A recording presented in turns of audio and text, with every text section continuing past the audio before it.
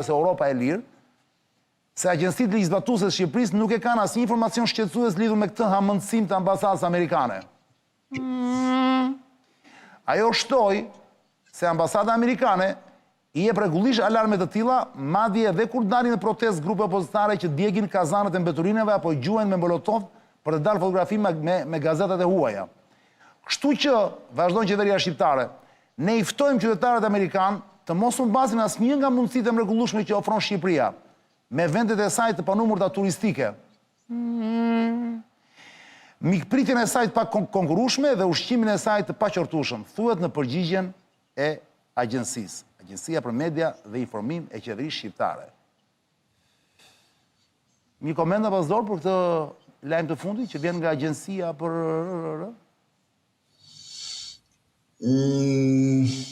Më duket që kështë shumë propagandë pro-turistike, dhe më thënë që punë madhe fort se që ndodhë me njerëzit, po bahatin juve këtu se përsa edhe që ose ndodhë që punë madhe fort, dhe më thënë. Fiks, lere, mos vazhdo më ambasador. Më shumë se ka... Nuk do të të ka që papërgjeshëm. Nuk do të të ka që papërgjeshëm në rrasë të tilla. Më të përvjen është edhe për Shkurat e Amerikës. Në qoftë se ata vënë në diskutim autenticitetin, që është fake, nuk është ambasadë amerikane, por dikush që pretendon se është ambasadë amerikane, atëre është i drejtë qëndrimi i tyre. Jo, që është ambasadë amerikane, këtu nuk ka asnjë diskutim që është ajo, nuk e vën diskutim njeri atë se është në faqen e ambasadës. Atëre nëse është ambasadë amerikane, do merret çik më seriozisht. Ju thoni të gjitha rastet kur thot diçka ambasadë amerikane, duhet marrë seriozisht apo jo? Patjetër. Po pra. Ambasador, le të tani do plasi një fabul të tretë. Ja shikoni, plase le dio.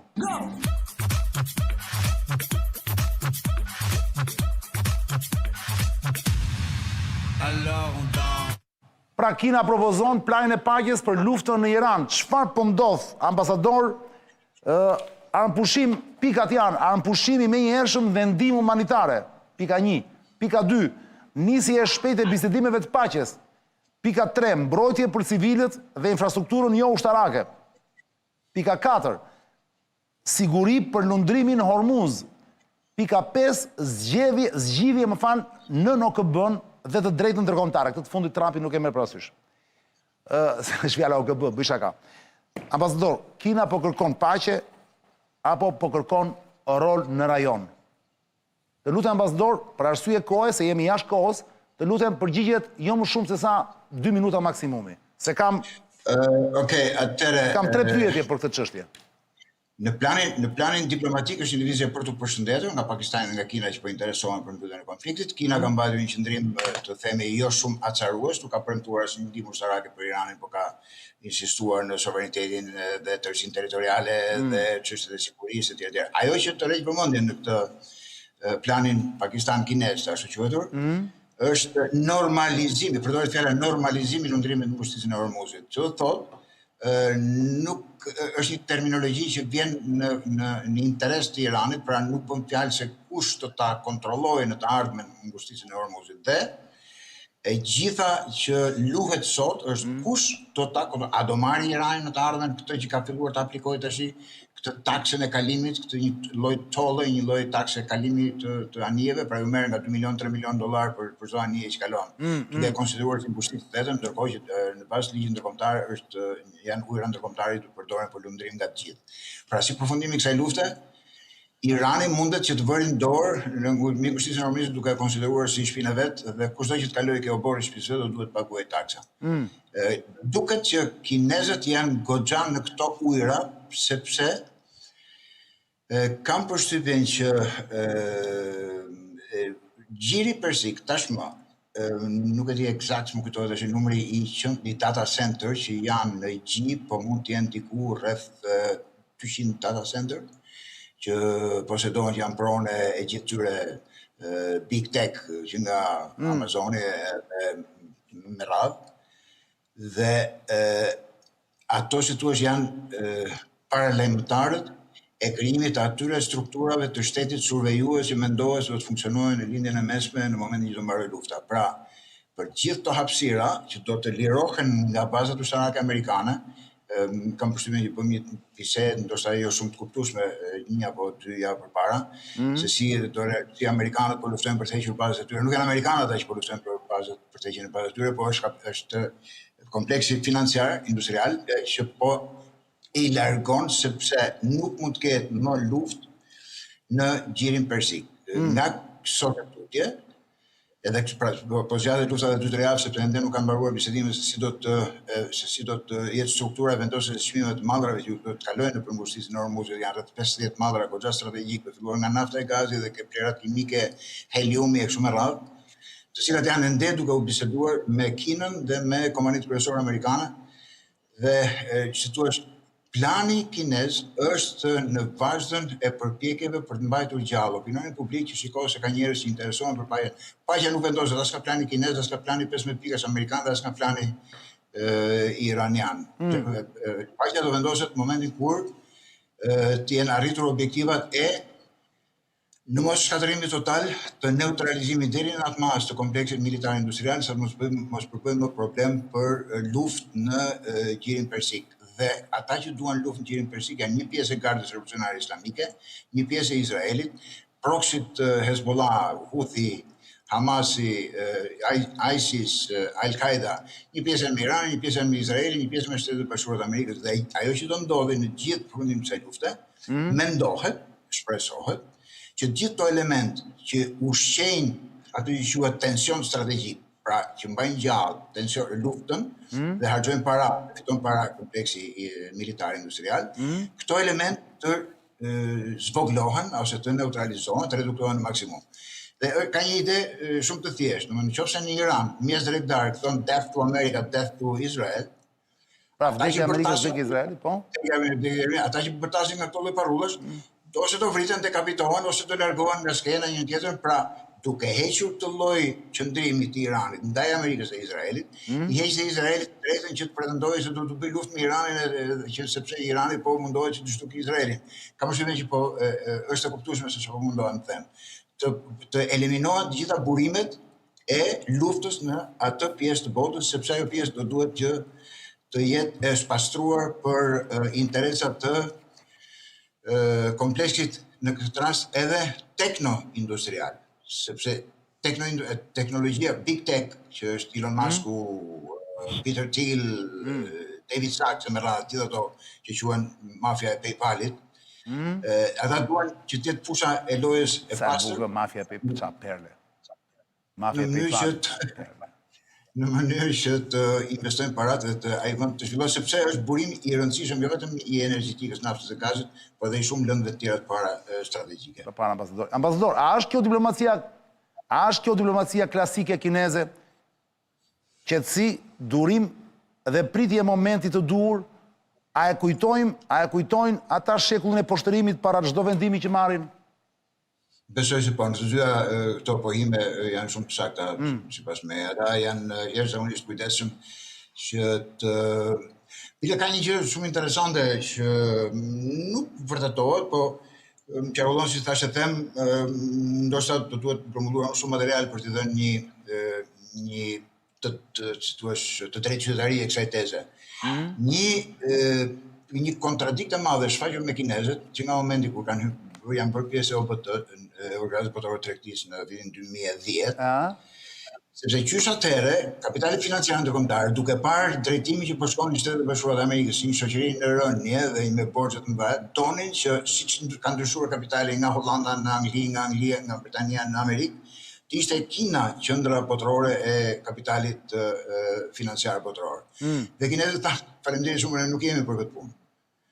Pra, kinezët nuk janë nga natyra, pavarësisht se dikush mund të thotë që në këtë rast po luajë rolin e kinezëve për të vënë gjumë kundërshtarët e tyre me teza pro-kineze, po unë realisht edhe kinezët të paktën për momentin ende nuk e ndjejnë veten aq të fuqishëm sa të marrin pozitën e atij që ka shkopin e dirigentit në dorë për gjithë botën. Kështu që është shumë me vlerë që të përmend të parën që qetësi, prit, zhvillohu, të shikojmë.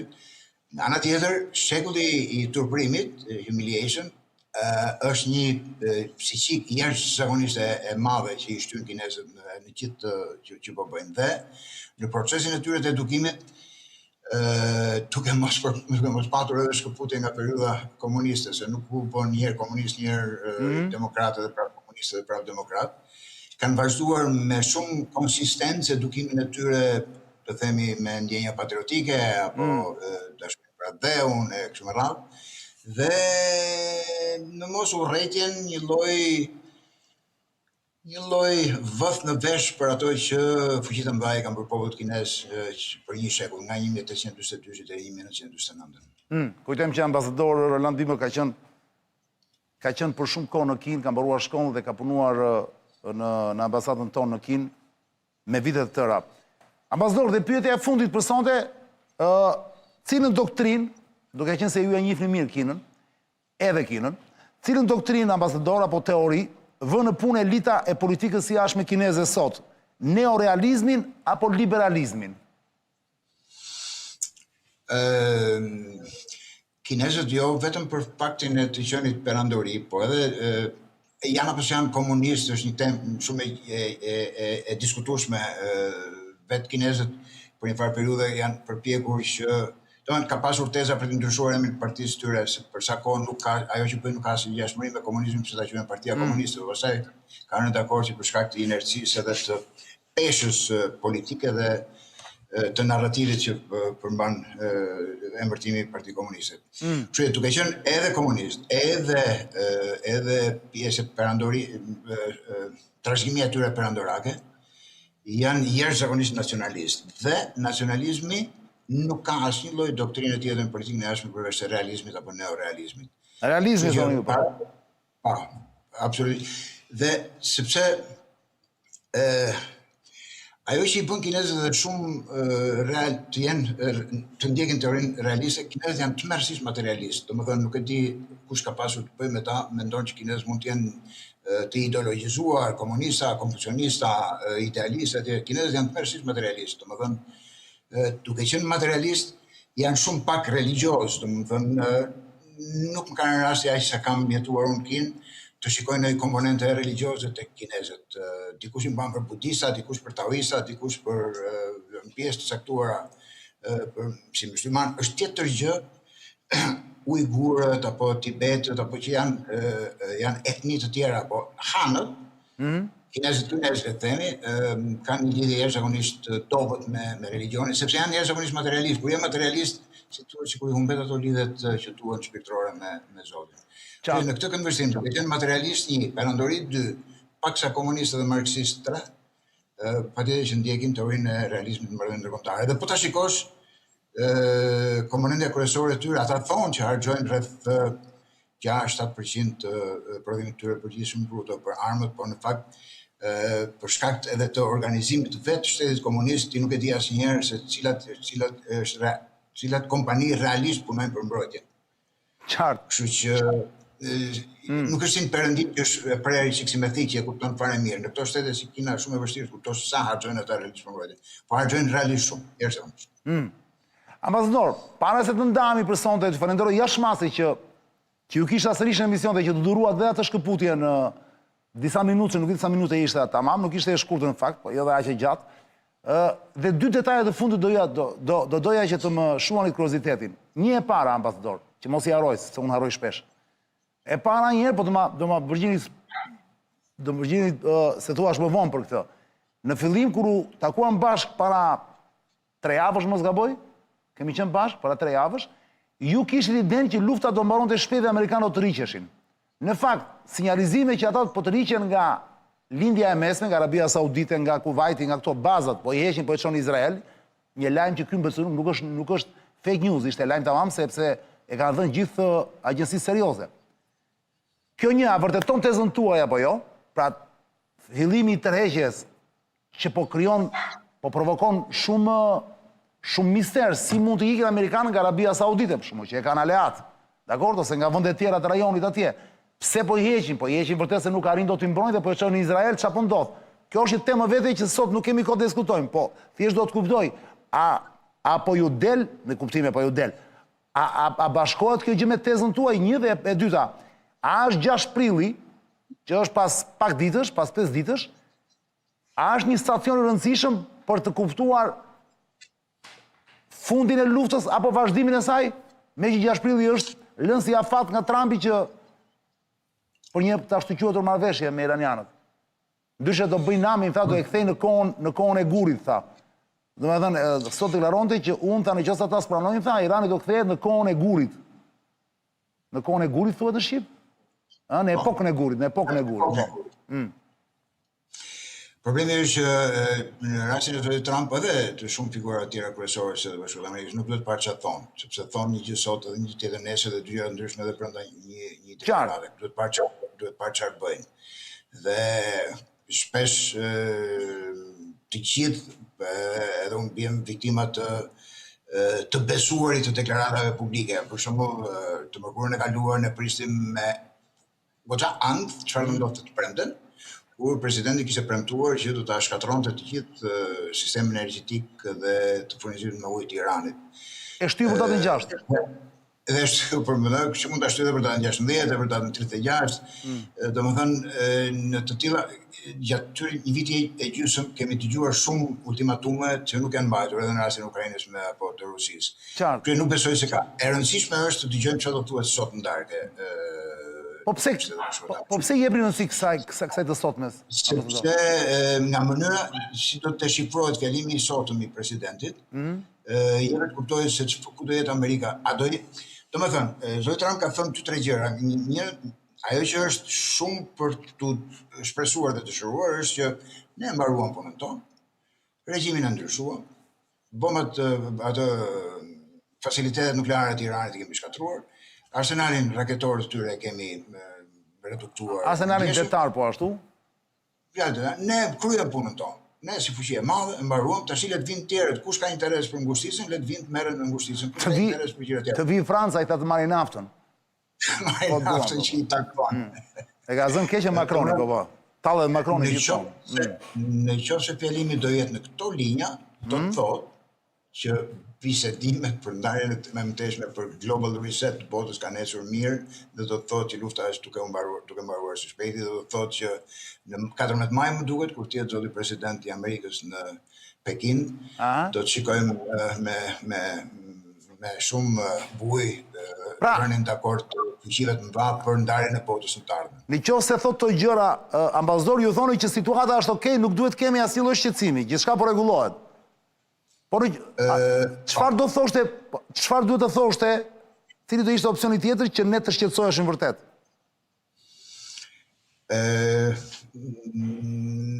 Domethënë një gjuhë që do të përkthehej ndryshe në një retorik lufte, një belikoze, që do të thoshte që do të karikohemi, ose si thua nëse do merrte hua nga fjalori i sekretarit të luftës, Pete Hegseth, që do të huazonte fjalor nga fjalimet e tij, patjetër do duhet të shqetësoheshim për vazhdimin e mëtejshëm të luftës.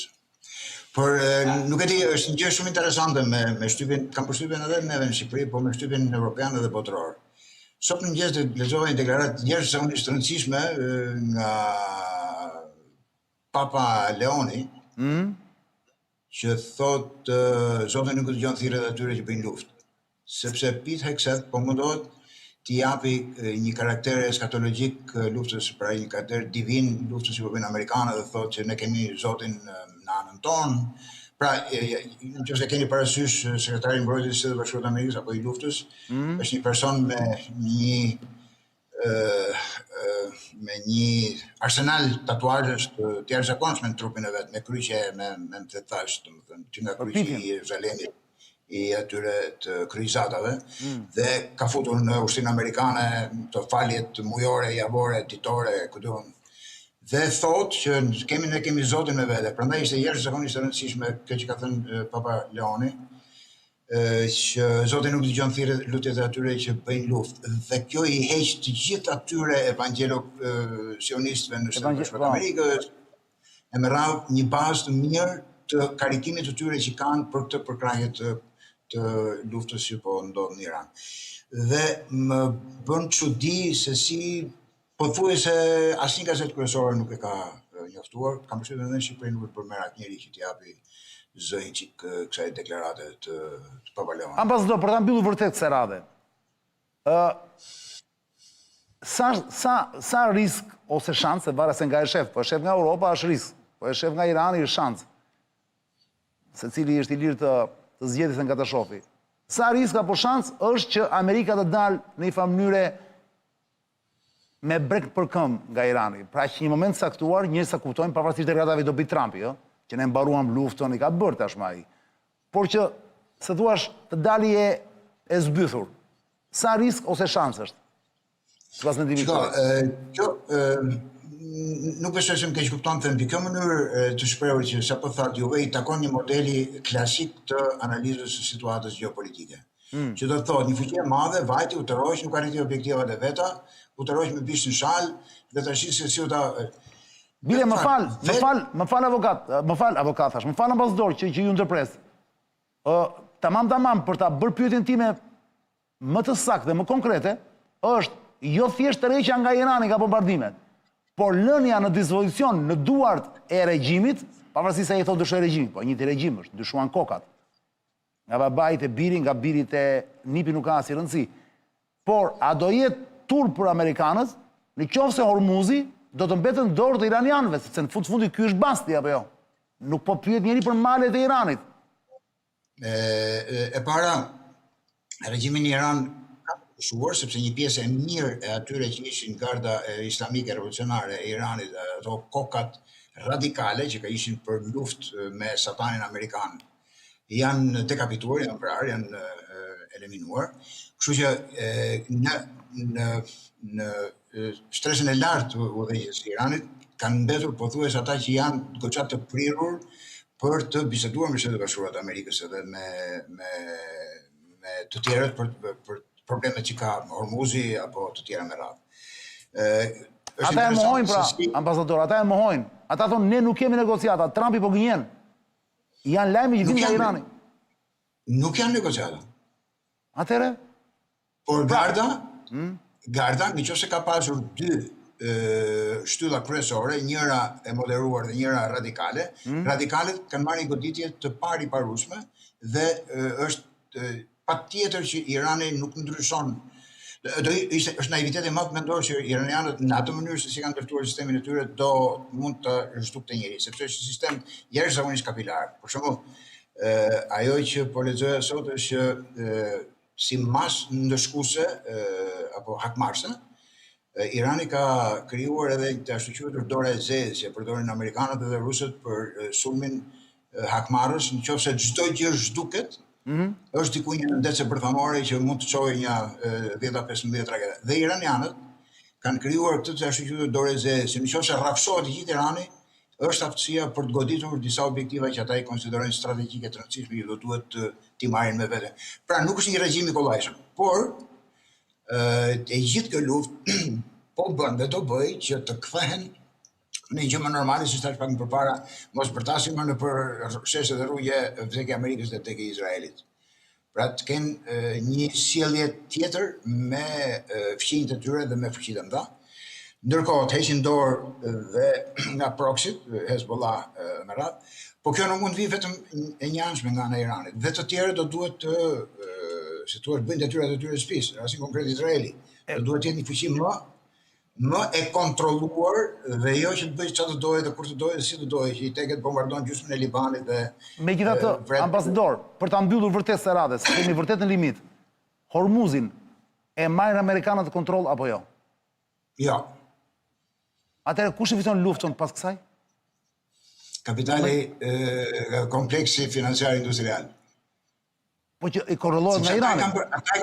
Shiko, në momentin, kam thënë disa herë që se ndoshta janë për investitur, në momentin që do të gjykojmë Amerika, Kina, Rusia, është një mënyrë të menduarit. Mënyra tjetër të menduarit është që kush është në luftë. Është kompleksi financiar me kompleksin militar. Militarët janë të prirur për të bërë gjithmonë luftë. Financiarët duan edhe luftë, duan edhe paqe, duan një periudhë rindërtimi që të ftojnë para nga financimi i rindërtimit. Ka ikur koha e luftës, ata do të gjejnë mundësi këtyre ushtarakëve, luftarëve që të bëjnë luftë diku në një vend tjetër, po i gjiri për një periudhë të parashikueshme të ardhshme nuk duhet të ketë luftë. Në këtë këndvështrim, kapitalit si kompleksit financiar industrial nuk i intereson fare se kush e drejton, kush e kontrollon Hormuzin. Rëndësi ka gjithë paqe. Dhe në momentin që ka paqe, ka marrëdhënie normale tregtare dhe kontrollon Irani Hormuzin, apo e kontrollon Kina, apo kontrollon BRICS-in bashkëpunim me Kinën, apo Izraelin bashkëpunim me Iranin dhe me vendet e Gjirit dhe tjera, pak rëndësi. E kuptova. Bëhet kthehet në një hapësirë ku anije çarkullojnë lirshëm dhe bëhet tregti normale. E kuptova. Ambasador, falenderoj jashmase, nuk e di kur do kthehesh në Shqipëri, pak a shumë. Të mërkurën tjetër jam aty. Të mërkurën, pra jemi në studio të mërkurën tjetër. Jemi në studio të mërkurën tjetër. Super, ky është e lajmi mirë. Ambasador, të falenderoj jashmase. Faleminderit juve. Ledio, e lëm ambasadorin për qef të vetë, sepse e lodhëm shumë sonte, ju kërkoj ndjes gjithë stafit që patëm të bëne sonte në fakt, sepse ju e kuptuat vetë. Gabimet teknike që ndodhin janë këto, por që gjithsesi ishte kënaqësi, që mbetëm vetëm apo jo. Ne s'kemi asnjëherë vetëm, ju e dini, ne jemi bashkë gjithmonë. Ky është emisioni që ju ndjek, ju më ndiqni, po ky emision dhe ju ndjek gjithandej. Falenderoj jashmase për mesazhet e rënda dhe të forta shumë, rënda në kuptimin me peshë keni dërguar te Totusi, te ky QR kodi që Ledio e mbajti në ekran deri tani. Ora në këtë moment është 23:27 minuta. Ju kujtoj në orën 9 darkës me orën amerikane, në orën 3 të mëngjesit, ose të natës, si doni ju me orën shqiptare, pra pak a shumë pas 3 orë gjysmë fix, Trumpi do baj një fjalim të shumë pritur thonë. Do mundohemi të ndjekim qofse nuk na zgjumi deri në atë orë. Tani ne bashkë takohemi në prenden tjetër, me kismet jemi mirë, po deri